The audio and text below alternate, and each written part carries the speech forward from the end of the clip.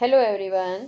आज हम 6th class की सामाजिक विज्ञान की कार्य पुस्तिका सामाजिक एवं राजनीतिक जीवन 1 का अध्याय 6 नगर प्रशासन में दिए गए प्रश्नों को अच्छे से हल करना सीखेंगे।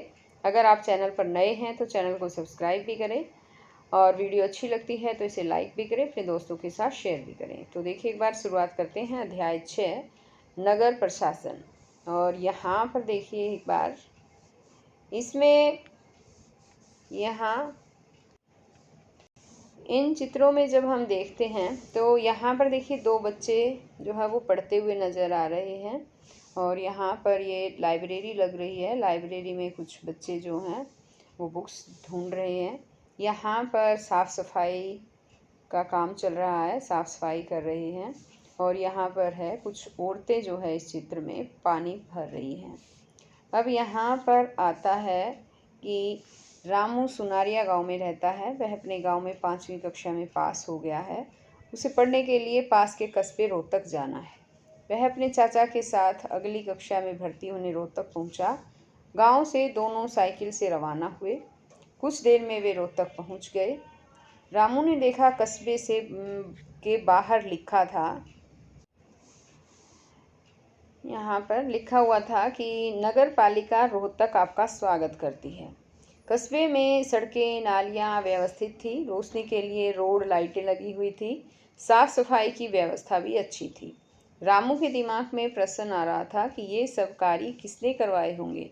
वह विद्यालय पहुंचा और पुस्तकों में देखा तो उसे सामाजिक विज्ञान की पुस्तक में कक्षा 6 का पाठ नगरीय स्वशासन दिखा। रामू ने उत्सुकता से उस पाठ को पढ़ा। मास्टर जी ने जब वह पाठ कक्षा में पढ़ाया तो रामू को नगर पालिका व शहरी स्वशासन की व्यवस्था के बारे में काफ़ी चीज़ें समझ में आ गई। जिस प्रकार गांव की पंचायत विकास एवं सुविधाओं के लिए काम करती है, उसी तरह से कस्बों या शहरों या कस्बों में विकास कार्य, स्वच्छता, सड़क, रोशनी एवं आम सुविधाओं की व्यवस्था नगर पालिका करती है। नगरीय स्वशासन का अर्थ है कि नगर की शासन व्यवस्था करने वाली वहीं की शासन इकाई, जिसे जनसंख्या के आधार पर नगर पालिका, नगर परिषद या नगर निगम कहते हैं। अब आगे यहाँ पर आता है क्रियाकलाप 1 और इसमें है नीचे हरियाणा के कुछ शहरों के नाम दिए जा रहे हैं। इन शहरों में नगर पालिका, नगर परिषद या नगर निगम में से कौन सी संस्था होगी। तो जैसे रोहतक दे रखा है, ये नगर पालिका है। और फरीदाबाद नगर निगम है। कुरुक्षेत्र है नगर पालिका है। भेवा नगर पालिका। सिरसा है, ये नगर परिषद है। यहाँ पर करनाल नगर निगम, यमुनानगर नगर निगम, बहादुरगढ़ नगर परिषद और गुरुग्राम नगर निगम। अब आगे यहाँ पर है नगर पालिका। ये नगर पालिका का दिखाया गया है। इसमें है कि जनता द्वारा प्रत्येक वार्ड में से एक पार्षद चुना जाता है। अब पार्षद का जो बहुमत होता है उसके आधार पर ही निर्वाचित होते हैं जो पार्षद चुने जाते हैं। ये देखिए, जनता द्वारा हर वार्ड में से पार्षद चुन लिया जाता है। उनके चुनने के बाद पार्षदों द्वारा बहुमत के आधार पर जो है अध्यक्ष और उपाध्यक्ष का चुनाव किया जाता है। यहाँ नगर पालिका का निर्वाचित सदस्य पार्षद होता है, नगर पालिका का निर्वाचित सदस्य। अब इसमें इसी के साथ यहाँ पर है कि शहरी स्वशासन की इकाइयों में आरक्षण के आधार पर पद आरक्षित होते हैं। यह आरक्षण प्रत्येक 5 वर्ष बाद पुनः बदला जाता है। अब यहाँ आ जाता है क्रियाकलाप 2 कि अपने आसपास के क्षेत्र की नगर पालिका या नगर परिषद अथवा नगर निगम के बारे में निम्नलिखित जानकारियाँ प्राप्त करो। तो इसमें अध्यक्ष का नाम क्या है। तो बच्चों, यहाँ पर आपके यहाँ नगर पालिका है, नगर निगम है या नगर परिषद है, तो आपको यहाँ पर उनका अध्यक्ष कौन है, उनका नाम लिखना है। किस आरक्षित वर्ग से हैं वो भी लिखना है। इससे पूर्व जो अध्यक्ष था उसका नाम क्या था, इससे पहले का जो अध्यक्ष है उसका नाम लिखना है।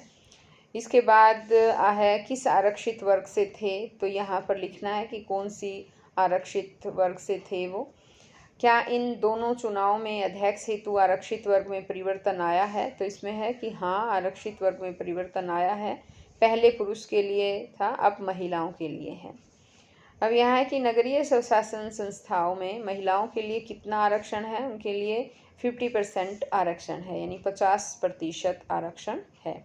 और ऊपर जितने ये क्वेश्चन थे बच्चों, आपको नहीं पता होगा कि नगर निगम, नगर पालिका या नगर परिषद का अध्यक्ष कौन है आपके यहाँ, तो ये सारी बातें आप अपने बड़ों से पूछ कर यहाँ पर लिख सकते हैं। अब आगे आ जाता है, 6 पार्ट है इसमें कि नगरीय स्वशासन की किसी महिला अध्यक्ष का नाम लिखो। तो आपको ये भी अपने बड़ों से पूछकर यहाँ पर लिखना है। नगर पालिका का कितना कार्यकाल होता है? 5 वर्ष का कार्यकाल होता है। आगे आ जाता है यहाँ पर क्रियाकलाप 3 है इसमें, और इसमें है कि नीचे कुछ स्थितियाँ दी जा रही है। इन स्थितियों में नगरपालिका क्या करेगी लिखो। तो स्थिति है जैसे किसी बच्चे का जन्म होने पर नाम दर्ज करना, नगरपालिका नाम दर्ज करती है। आवारा पशुओं की समस्या पर आवारा पशुओं को पकड़वाना, ये इनका काम है। बेघर लोगों के रहने के लिए रहने का प्रबंध करना। नई बस्ती बसने पर, नई बस्ती जब बसती है तो उसमें पानी, लाइट, सड़क, बिजली की व्यवस्था नगरपालिका करती है। नगर की गलियों में अंधेरा है तो वहाँ लाइट का प्रबंध करवाना।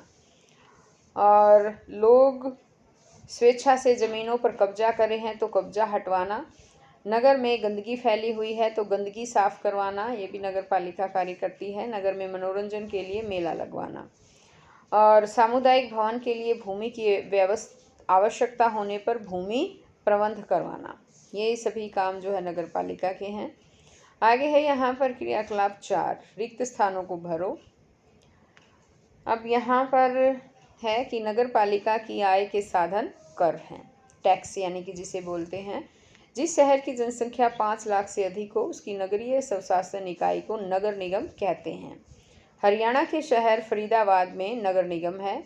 नगर निगम का कार्यकाल 5 वर्ष होता है। अब आगे है यहाँ पर कि नगर पालिका, नगर परिषद तथा नगर निगम स्वशासन की संस्थाएं हैं। शहरों में स्थानीय स्वशासन की संस्थाओं का स्वरूप जनसंख्या के अनुसार निश्चित किया जाता है। अब आगे आ जाता है यहाँ पर क्रियाकलाप 5, और इसमें है कि तुम्हारे शहर में स्थानीय स्वशासन की कौन सी संस्था है? नगर परिषद है। तुम्हारे मोहल्ले की कौन कौन सी समस्याएं पार्षद के समक्ष रखी जाती हैं? बिजली की समस्या, पानी की, गलियां बनवाने की समस्या। क्या ये समस्याएं हल हुई है? हाँ, कुछ समस्याएं हल हुई है और कुछ नहीं हुई। अब आगे आ जाता है यहाँ क्रियाकलाप 6, और इसमें कि नाम लिखकर बताओ कि तुम किस कूड़ेदान में कौन सी वस्तु डालोगे। तो यहाँ पर 2 कूड़ेदान आपको बच्चों नज़र आ रहे होंगे। एक तो है गलने वाली वस्तुएं डालने का है, एक नहीं गलने वाली वस्तुएं। तो गलने वाली वस्तुओं में जैसे कागज़ है, जल्दी गल जाता है, फल हैं और सब्जियों के छिलके हैं, ये गल जाते हैं, तो हम ये गलने वाली, और लकड़ी है तो ये गलने वाली वस्तु में डालेंगे। अब जैसे कि प्लास्टिक है, पॉलीथीन, कांच, ये नहीं गलने वाले हैं, तो इन वस्तुओं को हम नहीं गलने वाले इसमें डस्टबिन में डालेंगे। अब आगे आ जाता है इसका ख पार्ट कि जिन वस्तुओं का पुनर्चक्रण होता है उनका नाम लिखो। तो इसमें कागज, प्लास्टिक, लोहा, टायर, कपड़ा, कांच, कार्डबोर्ड, बैटरी आदि का पुनर्चक्रण होता है। नेक्स्ट है इसके अंदर कि रद्दी कागज के पुनर्चक्रण से क्या क्या बनाया जा सकता है। पुनर्चक्रण से क्या क्या बनाया जा सकता है, तो इसमें है कि नए कागज़ उत्पादों में बदला जा सकता है, यानी कागज़ के उत्पाद बनाए जा सकते हैं। टॉयलेट पेपर, नैपकिन, जूते का बॉक्स यानी जूते का डिब्बा, और गिफ्ट पैकिंग इत्यादि। आगे यहाँ पर है क्रियाकलाप 7, तुम नगर पालिका को उसके निम्नलिखित कार्यों में किस प्रकार सहयोग प्रदान करोगे। तो इसमें है बाग बगीचों के रख रखाव में हम नगर पालिका का सहयोग करेंगे। पानी का प्रबंध, पौधों की कटाई छटाई में सहयोग करेंगे। और दूसरा है बस स्टैंड को साफ़ सुथरा बनाए रखने में किस तरह से हेल्प कर सकते हैं। हम बस स्टैंड पर फैले कूड़े कचरे को साफ़ करेंगे, लोगों को साफ़ सफाई के लिए जागरूक करेंगे। सफाई नहीं रखने तथा दूषित हवा के जरिए कई बीमारियां फैलती हैं, पता करके उन बीमारियों के नाम लिखो। तो उसमें एक तो है हैजा, टीबी, हृदय रोग और फेफड़ों का कैंसर। आगे है यहाँ पर क्रियाकलाप 8, इसमें है सही उत्तर छांटो। पार्षदों की समितियां एवं पार्षद कौन सा काम करते हैं? तो इसमें कुछ ऑप्शन दे रखे हैं। इसमें ए ऑप्शन बिल्कुल सही होगा कि विभिन्न मुद्दों पर निर्णय लेने का जो है ये काम करते हैं। आगे है यहाँ पर कि इसमें नेक्स्ट है, आयुक्त कमिश्नर की नियुक्ति कौन करता है? तो इसमें आ जाएगा नगर निगम के अध्यक्ष द्वारा। अब इसी तरह से आगे है यहाँ पर क्वेश्चन, नगर निगम के अध्यक्ष को क्या कहते हैं? इन्हें महापौर कहा जाता है। पार्षदों की समितियां नगर की कौन कौन सी व्यवस्था करती है? तो ये सड़कों पर रोशनी का प्रबंध, कूड़ा कचरा ठीक स्थान पर जमा करना और पानी की व्यवस्था करवाना, उपयुक्त सभी। तो यहाँ पर द ऑप्शन आ जाएगा इसमें कि उपयुक्त सभी। ये पाठ यहीं पर ख़त्म हो जाता है बच्चों। नेक्स्ट वीडियो मैं फिर आपके लिए लेकर आऊँगी, उसमें नया पाठ लेकर आएंगे। अगर आप चैनल पर नए हैं तो सब्सक्राइब भी करें, वीडियो अच्छी लगती है तो लाइक अपने दोस्तों के साथ शेयर ज़रूर करें। तो हम फिर मिलेंगे नई वीडियो में, तब तक के लिए बाय।